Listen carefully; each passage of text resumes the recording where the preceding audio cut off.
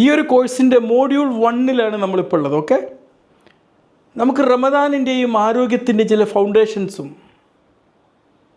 അത് നമ്മുടെ ശരീരത്തിനെയും ഒക്കെ എങ്ങനെ ഇൻഫ്ലുവൻസ് ചെയ്യുന്നതിനെക്കുറിച്ച് കുറച്ച് കാര്യങ്ങൾ സംസാരിക്കാം. റമദാൻ എന്ന് പറയുമ്പം അതൊരു ആത്മീയ കർമ്മം മാത്രമല്ല, അത് നമ്മുടെ ശരീരത്തെ ബാധിക്കുന്ന ഒരു ജീവശാസ്ത്ര പ്രക്രിയയാണ്. നോമ്പ് ആരംഭിക്കുമ്പോൾ ശരീരം ആദ്യം സംഭരിച്ച് വെച്ച പഞ്ചസാരയാണ് ഉപയോഗപ്പെടുത്തുന്നത്. പിന്നീട് കൊഴുപ്പിൻ്റെ ദഹനത്തിലൂടെ ആണ് കൊഴുപ്പാണ് പിന്നെ അതിനെ കത്തിയിരിക്കുന്നത്. ഇത് ആരോഗ്യമുള്ളവർക്ക് സാധാരണമായി നടക്കുന്നൊരു സംഭവമാണ്. എന്നാൽ രോഗമുള്ളവർക്ക് ചിലപ്പം ഇത് അപകടകരമായേക്കാം. ഇസ്ലാം ഒരിക്കലും ശരീരനാശം ആഗ്രഹിക്കുന്നില്ല, അതിനുവേണ്ടി കമ്പൽ ചെയ്യുന്നില്ല.